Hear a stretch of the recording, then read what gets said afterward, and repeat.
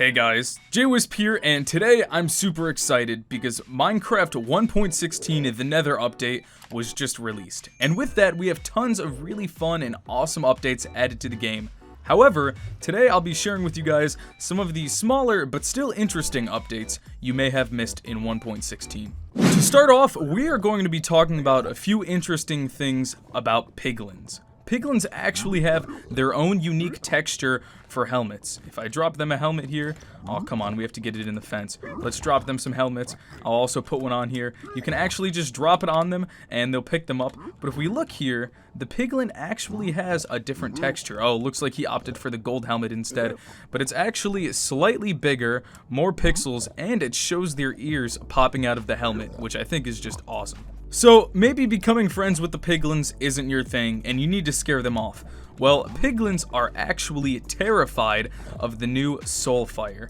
If they're near it, they'll try to run away, and they're just not a fan of it. I'm sorry, little piglins, I'm not trying to torture you, but they just absolutely hate the thing, and they will try to get away. They're gonna hide in the corner, they're gonna freak out, and so I think this is a really interesting, small little feature that not many people know about, and I think is very useful. Say you want to build a base in the Nether or a house, or really just do anything, and piglins are bothering you, or you don't want them near you, you can just surround your house or your area with tons of Soulfire, and they will go crazy.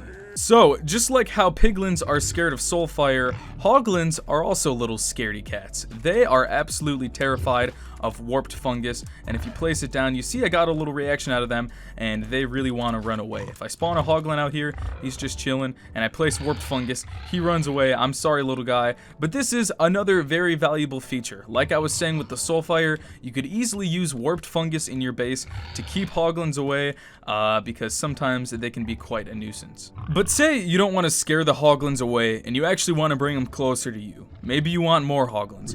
What you can actually do is, instead of using warped fungus, use crimson fungus, and you can use it to breed the hoglins to make little hoglin babies. Previously in Minecraft, you could only use soul sand to spawn a wither, and soul sand also has a really cool new sound effect when you place it.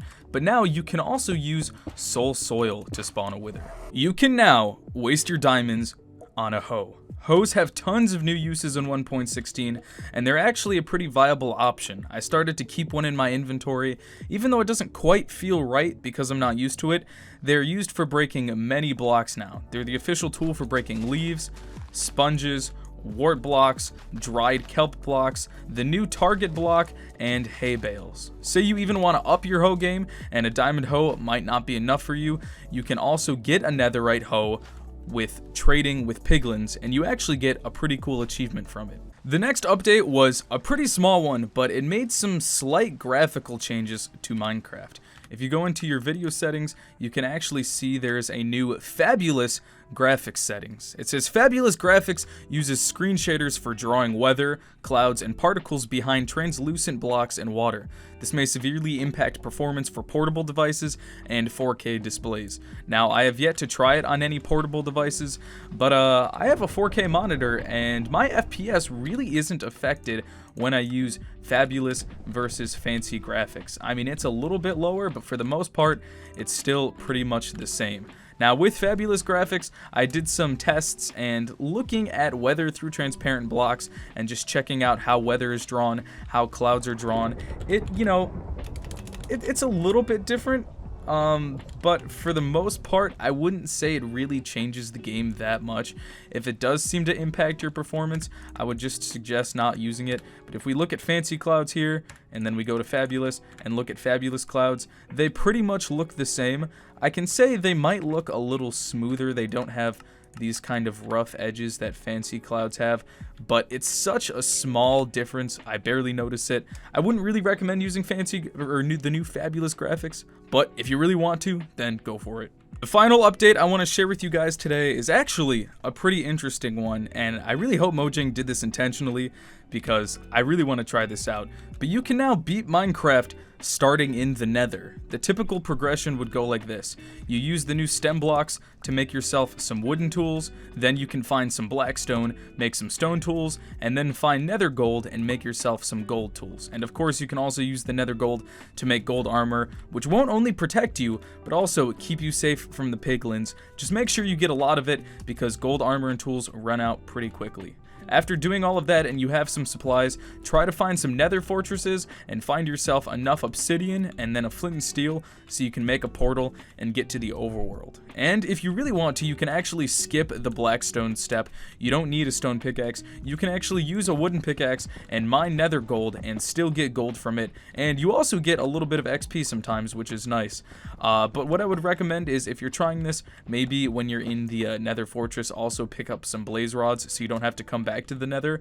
But I've seen a lot of people do the survival challenge where they play hardcore or just normal survival Minecraft starting in the nether, and it takes a lot of time. It's tedious, but it's still pretty interesting. Anyways guys, that's all for this video. I really hope you enjoyed. If you did, consider leaving a like and subscribe, and also let me know down in the comments below what you guys think of 1.16. I'm actually really curious because this is turning out to be one of my favorite updates that Minecraft has released.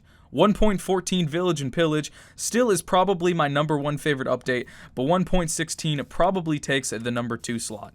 I think the deciding factor for me will be how many players this update can bring to the game. The Nether is such a huge and iconic part of Minecraft. I think it has the potential to bring a lot of old players back to the game and hopefully bring a lot of new players to the game. But anyways, this is JWhisp, and I will see you guys all in the next one.